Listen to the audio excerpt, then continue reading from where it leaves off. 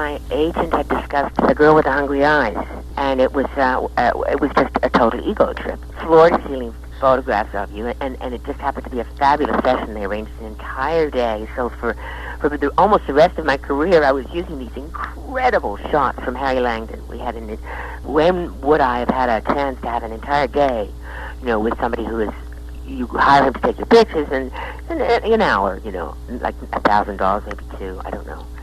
So I'd never invested in that. So and I walked on the set, and there were just one of the sets was the photographer's studio, and they were floor to ceiling, huge blow-ups of me, and it was me looking. It was probably the best I ever looked in my life. We go through our periods of the look, and I think at that point, just commercially, that was the best look that I had. I had it for about 5 minutes. It was just perfect, and I was able to do it with Night Gallery because I was able to sort of play that aesthetic, ethereal thing. So when I read that script, I thought, if I'm going to do TV, I liked that image.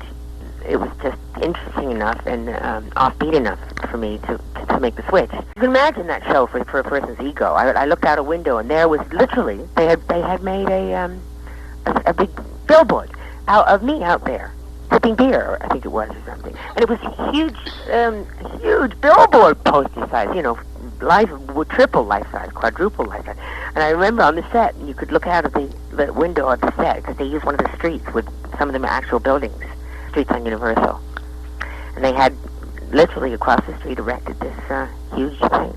I'm most proud of that. I did another one called The House that I was able to wear a whole bunch of my clothes that I'd never seen on film that were mine. I was working on an image, long flowing hair and things that sort of look gossamer, all very flowing chiffon.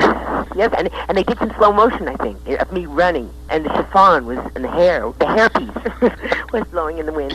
Those were the days. Sometimes I wore a hairpiece. You can tell usually when it's big hair, but usually when my hair was down, it was mine.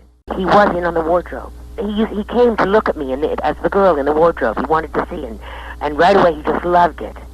And actually, they didn't fashion it. I brought the clothes in. They approved them. We put them together, There were two designers, Holly Harp and Thea Porter from London. They were two sort of very hip fashion designers.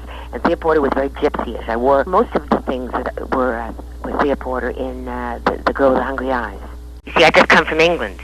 And it was the love affair with the English was going on. It was a new love affair with the English going on. It was Julie Christie and so then Jackie Bissett, and a few of us moved out here, and so we were very hot at the moment. I remember, I was still into a very visual thing, very influenced by Twiggy and Vogue and all that. I remember sometimes looking at myself thinking, my God, I was thin. I was so thin. Not that I'm probably 5 pounds heavier now, but I don't know, I was just thin. If you've enjoyed your journey on the TV Time Machine, please like and subscribe. We look forward to having you again on the TV Time Machine.